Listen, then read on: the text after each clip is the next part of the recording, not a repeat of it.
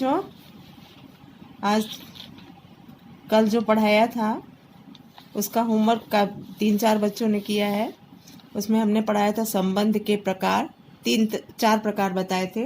रिक्त संबंध, सार्वत्रिक संबंध, इकाई या तत्समक संबंध और प्रतिलोम संबंध। और कुछ संख्याओं के समुच्चय के बारे में बताया था कि वास्तविक संख्याओं के समुच्चय को हम R से प्रदर्शित करते हैं, परिमेय संख्याओं के समुच्चय को Q से, पूर्णांक संख्याओं के समुच्चय को I या Z से, धन हो तो I+ और ऋण पूर्णांक हो तो I-, प्राकृतिक संख्याओं के समुच्चय को N से प्रदर्शित करते हैं। अब हम समुच्चय के और प्रकार के बारे में जानते हैं। द्विआधारी संबंध और उनके प्रकार हम बताएंगे। द्विआधारी संबंध पहले तो जान लें क्या होता है। कोई भी संबंध R हमेशा A क्रॉस B का सबसेट होता है।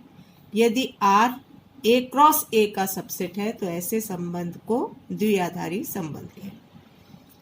R समुच्चय है क्रमित युग्म AB का, जहाँ AB बिलोंग्स टू R।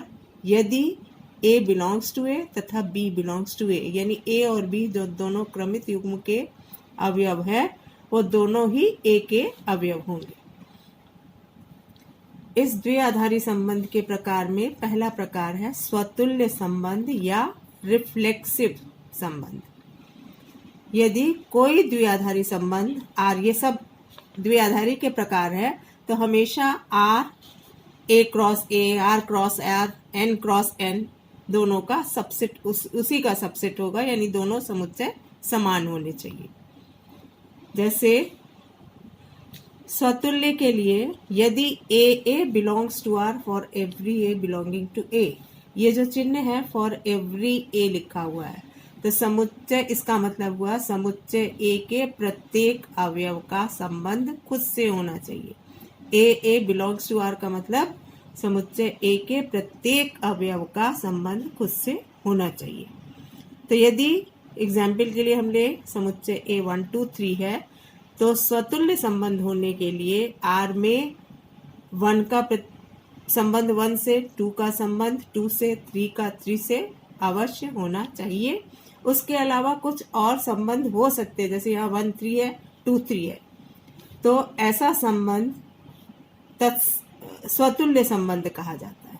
यानी इसके खुद से संबंध होने के अलावा भी यहाँ 2 अतिरिक्त अवयव है, तो अतिरिक्त कितने भी अवयव हो सकते हैं, लेकिन जो समुच्चय A है उसके सारे अवयव 1 1 2 2 3 3 यहाँ है, इसलिए ऐसा संबंध स्वतुल्य कहा जाता है। अब कई एग्जाम्पल हैं। दूसरा एग्जाम्पल हमने लिया त्रिभुजों के समुच्चय में सर्वांग सम होना। ये समझिए कि अगर A समुच्चय हमने जो 1 2 3 लिया है, ये 1 2 3 संख्याएं ना होकर के त्रिभुज हैं, इसमें बहुत सारे ABC एक त्रिभुज है, DEF दूसरा त्रिभुज है, और सारे त्रिभुज मान लो पहला त्रिभुज दूसरे त्रिभुज के सर्वांग सम है, तो हर एक त्रिभुज को खुद के सर्वांग सम चूंकि कहा जा सकता है, इसलिए त्रिभुजों के समुच्चय में सर्वांग सम होना कैसा संबंध हुआ? स्वतुल्य। तीसरा त्रिभुजों के समुच्चय में समरूप होना भी, हर एक त्रिभुज खुद के समरूप भी कहा जा सकता है, तो समरूप होना कैसा संबंध हुआ? स्वतुल्य।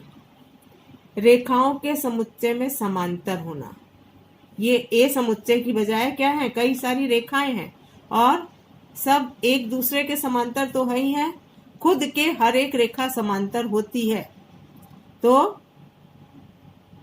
बराबर होना या समांतर होना कहा जाता है कि हर एक अवयव खुद के बराबर है, उसी तरह से हर एक रेखा खुद के समांतर होती है, तो समांतर होना रेखाओं के समुच्चय में कैसा संबंध है? स्वतुल्य।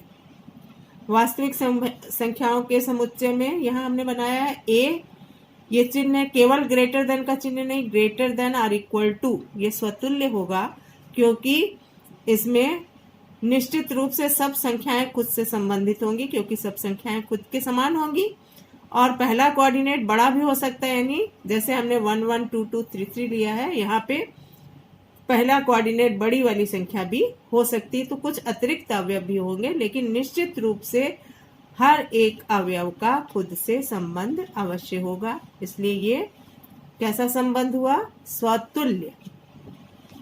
अब कुछ क्वेश्चन हमने दिए हैं, देखो होमवर्क के लिए, कि ये नीचे लिखे संबंध है, 5 संबंध हमने दिए हैं, उसको आपको चेक करना है कि ये स्वतुल्य है कि नहीं।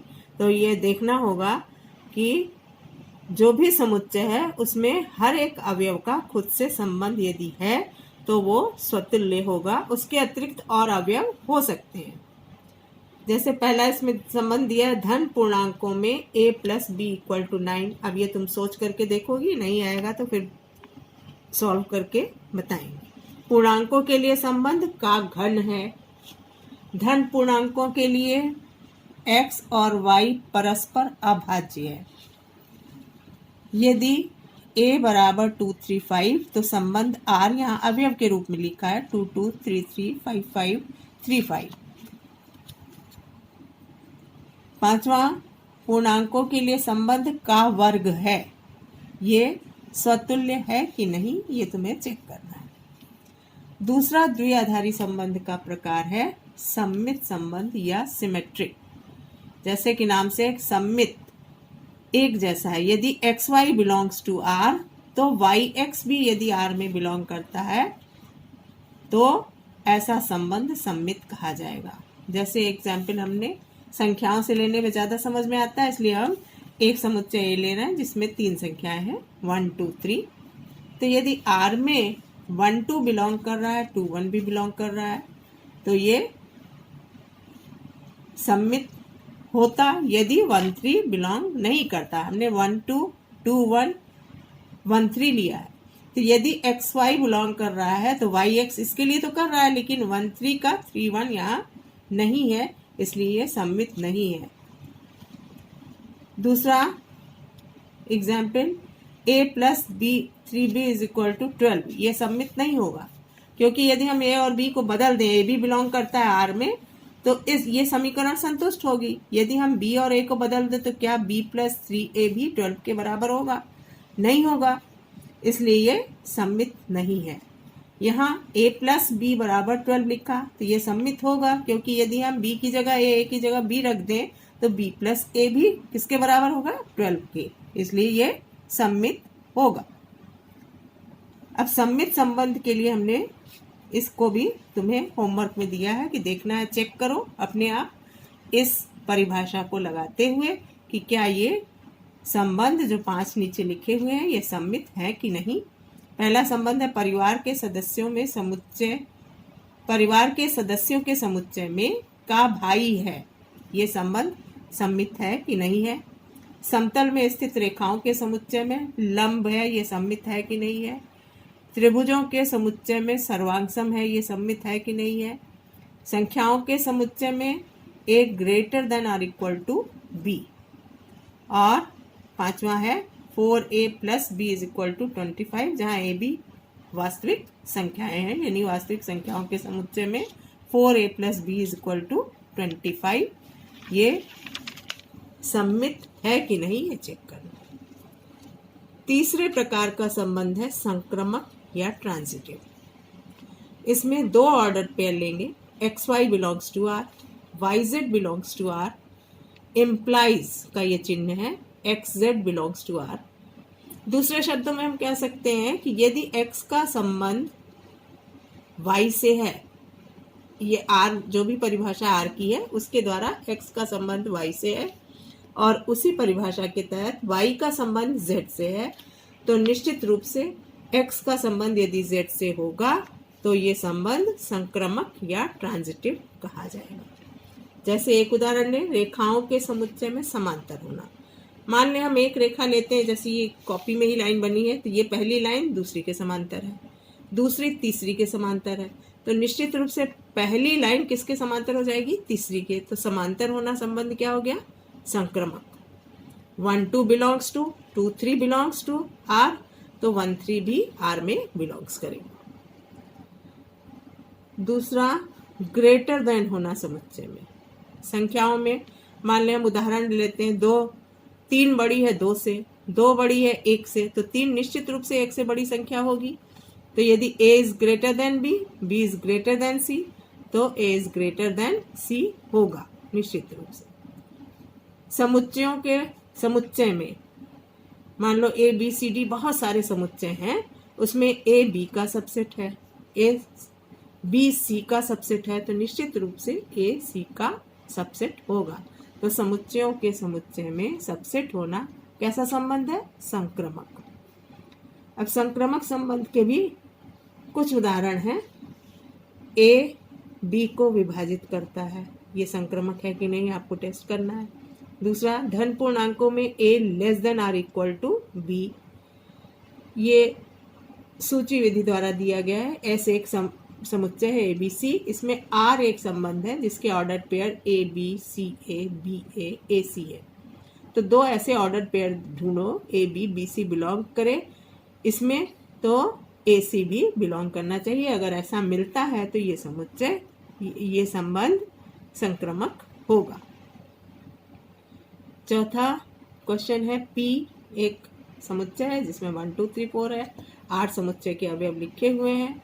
अब आपको ये चेक करना है कि इसमें ऐसे ऑर्डर पेयर मिलते हैं जिसमें AB belongs to R, BC belongs to R, तो AC बिलोंग कर रहा है कि नहीं। पांचवा, रेखाओं के समुच्चय में लंब होना, ये संक्रमक है कि नहीं, ये तुम्हें चेक करना है। एक रेखा सोच करके देखना पड़ेगा कि ये पहली रेखा दूसरी पे लंब है, दूसरी तीसरी पे लंब है, तो क्या पहली रेखा तीसरी पे लंब होगी? यदि लंब होगी तो संक्रमक होगा। एक प्रकार और बचा है जो ज्यादा यूज में नहीं आता है, लेकिन उसकी परिभाषा प्रतिसम्मित संबंध के रूप में या एंटीसिमेट्रिक रिलेशन के रूप में दी गई है। तो जैसा नाम से इसमें स्पष्ट है कि जो सम्मित नहीं है वो प्रतिसम्मित होगा। सम्मित की परिभाषा क्या थी कि यदि एक्स वाई बिलोंग करता है आर में, तो वाई एक्स को भी आर में बिलोंग करना चाहिए। तो इसमें उसका उल्टा हो जाएगा कि यदि X Y belongs to R, ये डज नॉट इम्प्लाई का चिन्ह हुआ है, इम्प्लाइज को हमने ऐसे ऊपर से क्रॉस कर दिया, तो ये does not imply Y X belongs to R. यानी यदि एक्स वाई बिलोंग करता है आर में, वाई एक्स भी बिलोंग करता है आर में, तो निश्चित रूप से एक्स और वाई समान एक ही होना चाहिए। तो ऐसे संबंध को हम प्रतिसम्मित कहते हैं। जैसे जो सम्मित नहीं है, पीछे बता चुके हैं, ग्रेटर देन होना सम्मित संबंध नहीं है, लेस देन होना सम्मित संबंध नहीं है, सबसेट होना सम्मित संबंध नहीं है। तो जो सम्मित नहीं है तो वो निश्चित रूप से प्रतिसम्मित होगा। विभाजित करता है, ये सम्मित संबंध नहीं है, तो ये सारे कैसे होंगे? प्रतिसम्मित। अब आगे ये 3 संबंध अगर हम अच्छी तरह से ध्यान देंगे तो एक इन्हीं तीनों को मिला करके तुल्यता संबंध कहलाता है। ऐसा संबंध जो सम्मित है, स्वतुल्य है और संक्रमक भी है, तो तीनों परिभाषाओं को यदि संतुष्ट करता है, तीनों संबंधों की परिभाषाओं को यदि कोई संबंध संतुष्ट करता है, तो ऐसे संबंध को तुल्यता संबंध कहते हैं। आगे जब भी तुल्यता संबंध के क्वेश्चन होंगे तो उस क्वेश्चन में हमें 3 पार्ट में, अगर हमें किसी संबंध को तुल्यता संबंध सिद्ध करना है तो उसमें हमें 3 चीजें सिद्ध करनी होंगी। स्वतुल्य सिद्ध करना होगा, संक्रमक सिद्ध करना होगा और सम्मित।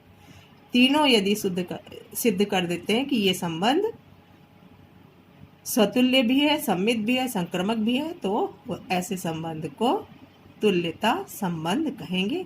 इसको आगे कल पढ़ेंगे और इसके बारे में डिटेल में, इसी के क्वेश्चन लॉन्ग में बोर्ड में आते हैं, इसलिए हम इसको और आगे डिटेल में करेंगे और इसकी प्रैक्टिस के लिए और क्वेश्चन करेंगे।